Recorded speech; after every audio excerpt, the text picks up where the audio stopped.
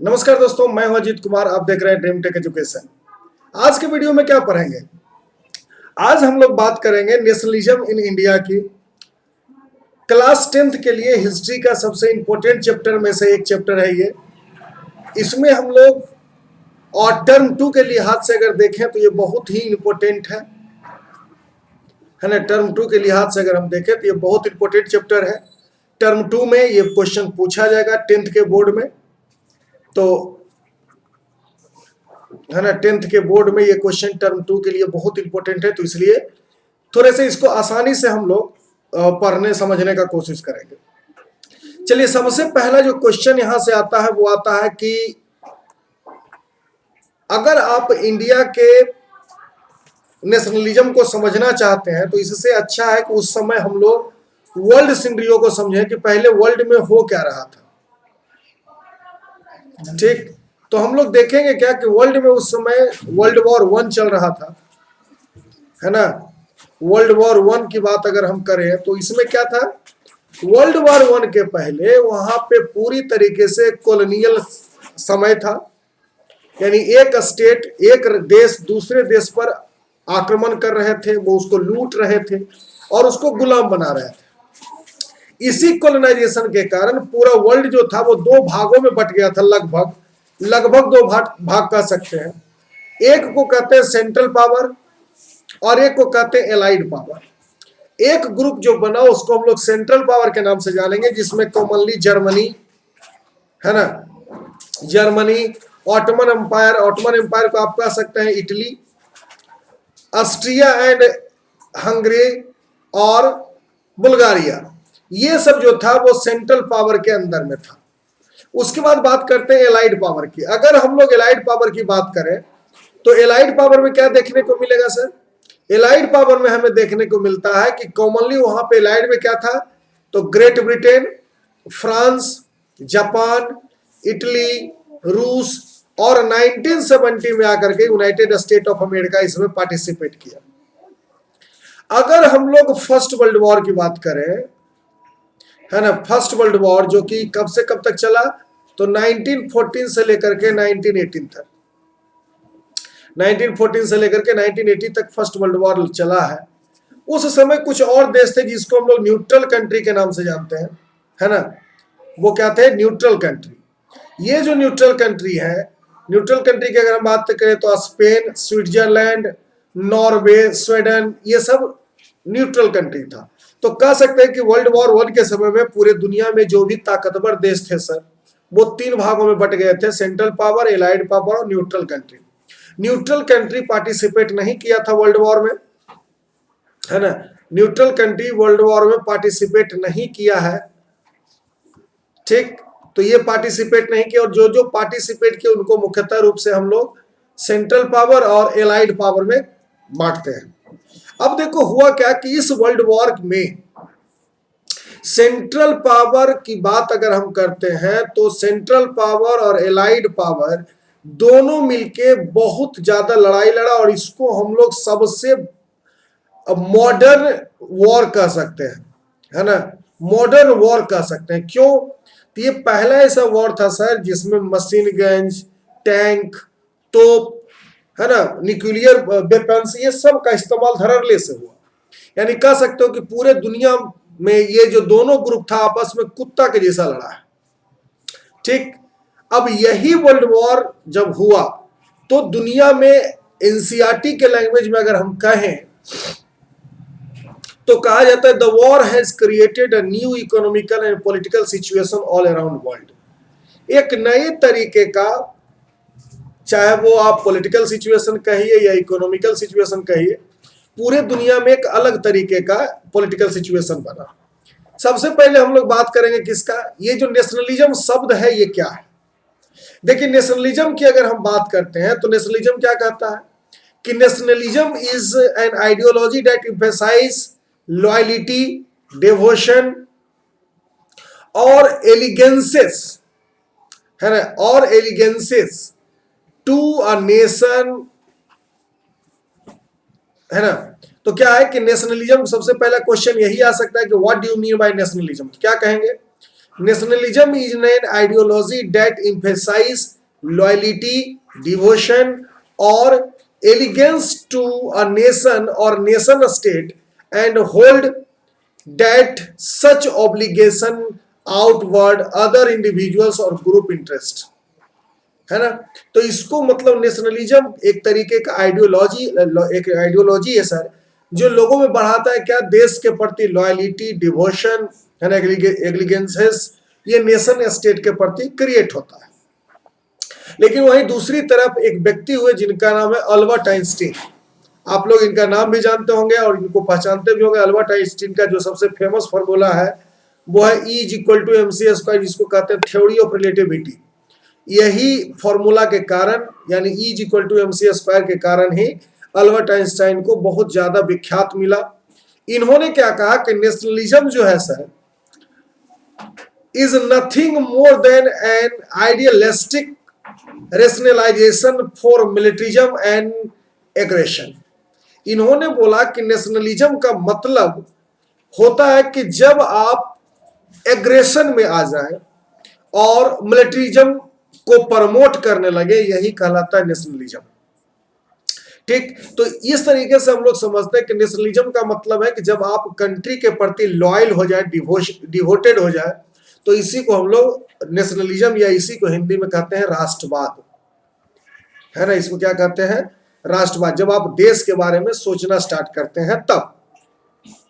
इसके बाद हमने को पढ़ना है implication of first world war. देखो, फर्स्ट वर्ल्ड वॉर का दो इम्प्लीकेशन मेनली रूप से हुआ। पूरे दुनिया में सबसे पहला तो पॉलिटिकल सिचुएशन क्रिएट हुआ, है ना, पॉलिटिकल सिचुएशन क्रिएट हुआ, और दूसरा इकोनॉमिकल सिचुएशन हुआ। ठीक, इकोनॉमिकल सिचुएशन हुआ। तो पहला पॉलिटिकल सिचुएशन को समझेंगे और दूसरा इकोनॉमिकल सिचुएशन को समझेंगे। उस समय का पॉलिटिकल सिचुएशन क्या था और उस समय का इकोनॉमिकल सिचुएशन क्या है, ये देखो लड़की यही सोच रही है ना, कि इम्प्लीकेशन है क्या। तो सबसे पहले बात करेंगे इकोनॉमिकल सिचुएशन की। देखिए, इकोनॉमिकल सिचुएशन क्या है सर, कि सबसे पहले तो हम लोग ये समझेंगे कि इकोनॉमिकल सिचुएशन होता क्या है और अभी अभी हो क्या रहा है। आप जिस समय इस स्टोरी को पढ़ रहे हैं या ये वीडियो देख रहे हैं, तो आप ये सोच के चले कि अभी अभी पूरा दुनिया वर्ल्ड वॉर लड़ा है ना, और वर्ल्ड वॉर में एकदम एक्टिवली पार्टिसिपेट किया, तो कैसी इकोनॉमिकल कंडीशन होगी। तो सबसे ज्यादा प्रत्येक देश की जो कंडीशन थी वो कैसी थी, तो मिजरेबल थी, है ना, सबका दयनीय स्थिति था। दूसरा, कुछ देश क्या किए थे कि लड़ाई लड़ने के लिए यूएसए से, है ना, यूएसए से कर्ज लिए थे, जिसको नाम दिया गया वॉर लोन। क्या दिया गया नाम, वॉर लोन। तीसरा क्या हो गया कि इस वॉर लोन को चुकाने के लिए उनको फिर से कर्ज लेना पड़ रहा था। तो ये सब तो हम लोग ओवरऑल ऐसे देश के बारे में समझते हैं जहां पे जो पार्टिसिपेट किया था वर्ल्ड वॉर में। अगर इंडिया के पॉइंट ऑफ व्यू से समझे, अगर हम लोग इंडिया के पॉइंट ऑफ व्यू से समझे, तो क्या हो रहा था, वर्ल्ड वॉर में हुए खर्चा को वसूलने के लिए ब्रिटिश गवर्नमेंट हमारे ऊपर क्या क्या लगाई जी। तो सबसे पहले जो टैक्स था, है ना, इसको इंक्रीज कर दिया गया। दूसरा एक और टैक्स लगाया गया जिसको कहते हैं इनकम टैक्स। तो ये दोनों टैक्स को बढ़ा देने से इंडिया में जो नॉर्मल चीजें थी जिससे लोग ज्यादा से ज्यादा अपना जिंदगी जी रहे थे, वो चीजें क्या हो गई, महंगी हो गई। और जब महंगी हो गई तो यही था इकोनॉमिकल सिचुएशन। ठीक, दूसरा बात करते हैं पॉलिटिकल सिचुएशन की। पॉलिटिकल सिचुएशन क्या है, इस वर्ल्ड वॉर के बाद इंडिया में एक नए तरीके का पॉलिटिकल सिचुएशन आया, जिसमें बात होगी किसकी, तो महात्मा गांधी की, है ना, महात्मा गांधी की। और महात्मा गांधी का एक जिक्र क्यों करेंगे, क्योंकि महात्मा गांधी के बाद ही हम देखेंगे कि ये जो फ्रीडम स्ट्रगल है सर, इसको बहुत ज्यादा धार मिला। ये बहुत ज्यादा व्यापक तरीके से हुए, भारत के प्रत्येक सेक्शन ऑफ सोसाइटी इसमें पार्टिसिपेट किए, और जब वो पार्टिसिपेट किया तो क्या हो गया, ज्यादा से ज्यादा रिजल्ट मिला।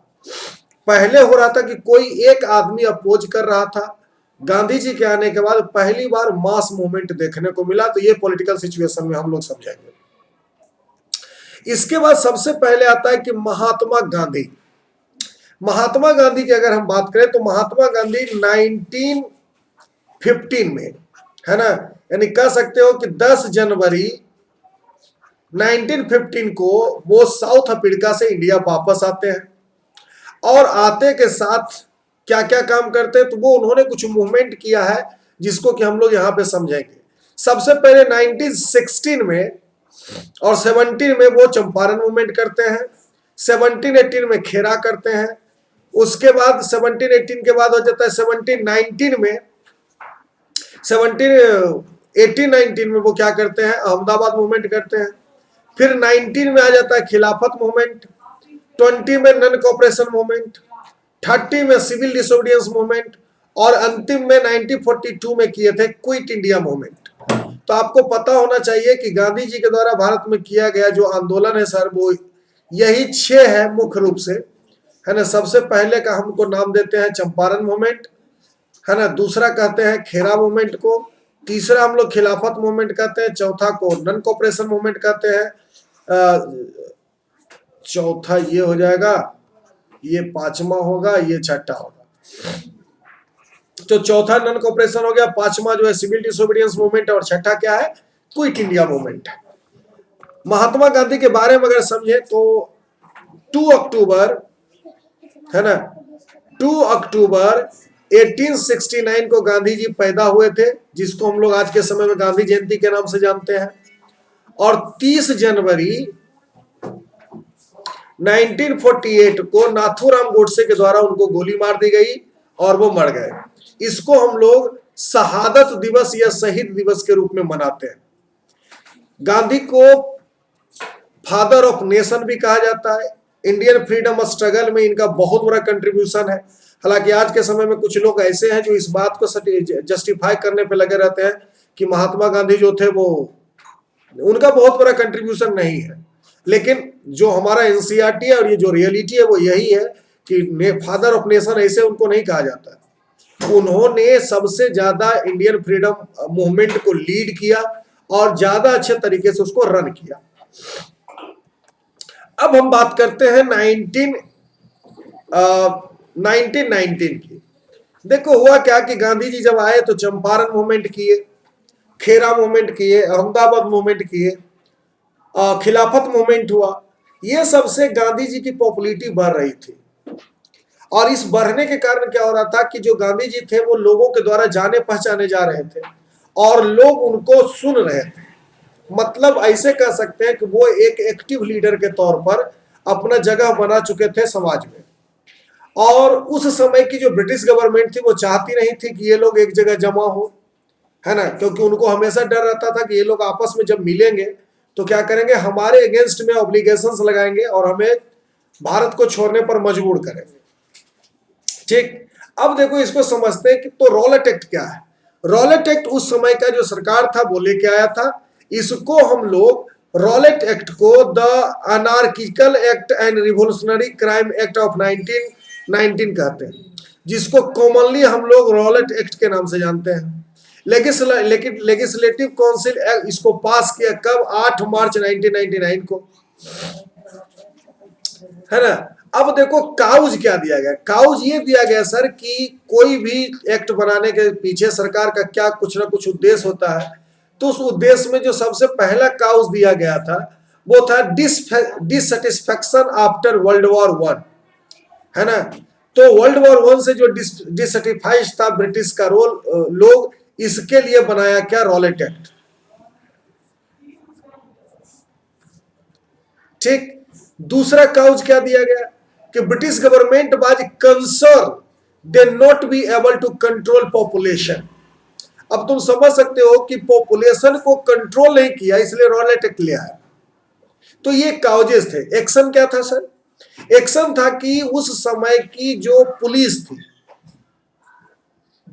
उस समय की जो पुलिस थी या जो सरकार थी, उसको ये अनकंट्रोल पावर देता था, है ना, gave large amount of power to the government. और उसके बाद क्या है, place severe restriction on the freedom of the press.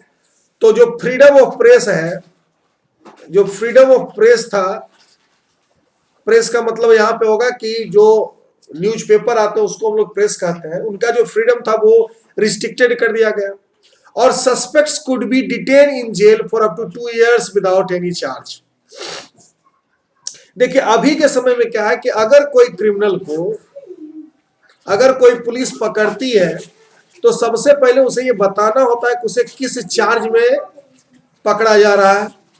पकड़ने के 24 घंटे के अंदर उसको मजिस्ट्रेट के सामने पेश करना होता है, ठीक, 24 घंटे के अंदर मजिस्ट्रेट के सामने पेश करना होता है। इस समय जब रॉलेट एक्ट आया तो क्या हुआ कि बिना किसी चार्ज का, बिना किसी ट्रायल का 2 साल तक, है ना, उसको डिटेन किया जा सकता है, जेल में रखा जा सकता है 2 सालों तक। और आप मान के चलिए कि अगर पुलिस आप पर मेहरबान हो गई, है ना, तो अगर 5 दिन वो अपने कस्टडी में आपको रख लिया तो आप उस बम ब्लास्ट के बारे में भी कबूल कर लीजिएगा जो आपके पैदा होने के 15 साल पहले हुआ, ठीक। और यहां पे बात हो रही थी, हम 5 दिन की बात बोल रहे हैं, 5 दिन में ये चीज कबूल कर लोगे, यहां तो 2 साल तक जेल में रखा जा सकता है बिना किसी चार्ज का, बिना किसी ट्रायल का। इसका रिजल्ट क्या हुआ? इसका रिजल्ट हो गया सर कि सबसे पहले कि पूरे भारत में जितने भी लोग थे सब इसको हड़ताल, है ना, स्ट्राइक, मतलब इसका अपोज कर रहे थे। लोगों का यह कहना था कि ब्रिटिश जो है मनमौजी तरीके से अपना एक एक्ट लाया है जो हमारे ऊपर थाप दिया गया। तो मोटा माटी रॉलेट एक्ट यही था। इसके बाद हम लोग देखेंगे क्या, दूसरा जो टर्म हमें पढ़ना है वो पढ़ना द जलियांवाला बाग इंसिडेंट। बहुत ही इंपॉर्टेंट टॉपिक है ये, है ना, जलियांवाला बाग इंसिडेंट। अब देखो ये जो जलियांवाला बाग इंसिडेंट है इस क्या है, तो सबसे पहले हम ये समझने का कोशिश करेंगे कि ये जो जलियांवाला बाग इंसिडेंट है ये क्या है। सबसे पहले क्या है कि 13 अप्रैल 1919, डेट याद रखिएगा, 13 अप्रैल 1919। उस दिन पंजाब में बैसाखी का दिन था। अगर हम फेस्टिवल की बात करते हैं तो हमारे पास फेस्टिवल 3 तरीके के होते हैं। एक तो होता है सीजनल फेस्टिवल, दूसरा होता है नेशनल फेस्टिवल, और तीसरा होता है वो को होता है क्रॉप फेस्टिवल। भारत में जब भी कोई क्रॉप तैयार होती है तो उसके लिए भी हम लोग रखे हैं कि भाई हम लोग क्या करेंगे, फेस्टिवल मनाएंगे। तो बैसाखी जो है सर वो पंजाबियों का क्रॉप फेस्टिवल है, ठीक। ये सब क्या कर रहे थे कि जलियांवाला बाग के अंदर सेलिब्रेट कर रहे थे बैसाखी को। उसमें कुछ फ्रीडम फाइटर ऐसे थे, देखो होता क्या है कि पहले के समय में ना तो लाउड स्पीकर था, ना टीवी था, ना ये आपका यूट्यूब था। तो उस समय अगर किसी को कुछ बताना होता था तो उसके लिए पंपलेट बनवाए जाते थे और इसको लोगों में बांटा जाता था। और ये पंपलेट पढ़ के लोगों को समझ में आता था कि क्या हो रहा है आसपास, ठीक। तो उसी पंपलेट, और भीड़ वाले इलाका कई लोग यूज करते थे क्योंकि वहां पे जाके लोगों को बताएंगे। तो उसी तरीके से कुछ फ्रीडम फाइटर ऐसे थे जो वहां पे थे। ऐसा माना जाता है कि 15,000 से 20,000 भीड़ था सर। ये सब मिलके बैसाखी मना रहे थे। चलिए यहां तक तो ठीक है। उसके बाद क्या है कि जनरल डायर नाम का उस समय एक व्यक्ति था जिसका नाम है एडवर्ड हैरी डायर, है ना, और पूरा नाम इसका है Brigadier General Reginald Edward Harry Dyer. ये पूरा नाम हो गया। ये क्या करता है, अपना 50 सिपाही के साथ जलियांवाला बाग आता है। वहां पे एक गेट होता है छोटा सा जिससे लोग अंदर जाते हैं, उसको क्लोज करता है और लोग अपने सिपाही को बोलता है कि आप गोली चलाओ, ठीक। अब यहां पे क्या था कि 20 मिनट तक करीब करीब 1650 राउंड गोली चली, है ना, 1650 राउंड गोली चला, ठीक। 50 आदमी मिलकर के 20 मिनट तक, जो कि लगभग माना जाता है कि 1650 राउंड गोली चला। और इस राइफल का क्या नाम था, 0.303 ली इनफील्ड राइफल्स मार्क 14 एम्यूनेशन। ठीक, ये बाबू वो हम फिगर बता रहे हैं जो ब्रिटिश गवर्नमेंट के द्वारा दिया गया था, जिसमें कहा जाता है कि 389 आदमी मरे और 1200 आदमी घायल हुए। ठीक, अब देखिए होता क्या है कि जो जलियांवाला बाग है वो एक लगभग एक फुटबॉल ग्राउंड के बराबर है। ठीक, जिसमें चारों तरफ से बड़े बड़े घर और वहां पे क्या है कि बड़े बड़े बाउंड्री थे, एक नैरो एग्जिट था। ब्रिटिश उस एग्जिट को ब्लॉक करता है, उसको गेट आयरन को लगा देता है, लॉक करता है और क्या करता है कि वहां गोली चला दी जाती है। बहुत सारे लोग मरे, और ये बहुत सारे लोग जब मरे तो क्या होगा कि पूरे दुनिया में इसका निंदा किया गया, और भारत में तो लोग खून से खौल गए। यही देखिए इमेज है जलियांवाला बाग का, है ना। ये इमेज जो आप अभी देख रहे हैं वो कौन सा है, जलियांवाला बाग। देखिए यही है जलियांवाला बाग, सामने फ्रंट से आपको ऐसा ही दिखेगा। आज भी जब जलियांवाला बाग आप जाइए, और हम तो कहेंगे जरूर जाइए, तो जलियांवाला जब बाग जाओगे तो वहां दीवार पे बुलेट का दाग आज भी है ना। तो ये था जलियांवाला बाग इंसिडेंट। इसके बाद हम लोग समझेंगे कि इससे तो एकदम 2 नंबर का क्वेश्चन पूछेगा ही पूछेगा, है ना। 2 मार्क्स का क्वेश्चन पूछेगा ही पूछेगा। और ये क्या है, इंपोर्टेंट कांग्रेस सेशन कहां कहां हुआ। 1929 में लाहौर कांग्रेस हुआ, 1985 में बम्बई, 1925 में कानपुर, और 1920 में कलकत्ता, 1920 में कलकत्ता, फिर 1920 में नागपुर, है ना। 1924 में बेलागाम, और 1927 में मद्रास, जिसको कि आज के समय में हम लोग चेन्नई के नाम से जानते हैं, है ना, चेन्नई के नाम से जानते हैं। तो ये मेरा इंपोर्टेंट कांग्रेस सेशन है, इसको आप जरूर स्क्रीनशॉट ले लीजिए। लाहौर हुआ 1929 में, कानपुर हुआ 1925 में, नागपुर हुआ 1920 में, और कलकत्ता भी हुआ 1920 में। 1927 में मद्रास सेशन हुआ, है ना। बेलागान हुआ 1924 में, और बम्बई हुआ 1885 में। ठीक, तो ये कांग्रेस सेशन। और लाहौर जो हो गया वो 1929 में। लाहौर तो हालांकि आज के समय में पाकिस्तान में है। तो आप इसको समझ लीजिए, इससे क्वेश्चंस पूछे जाते हैं। तो चलिए आज के वीडियो में इतना ही। अगले वीडियो में जब मैं आऊंगा तो आपको बताऊंगा कि नॉन कोऑपरेशन मूवमेंट कैसे हुआ, और किस तरीके से अलग अलग लोग उसमें पार्टिसिपेट किए हैं अलग अलग तरीके से, और भारत के किस किस क्षेत्र में हुआ, और क्या कारण था कि उसको वापस लिया गया। तो इस वीडियो में यहीं तक। मैं हूं अजीत कुमार, साइन ऑफ।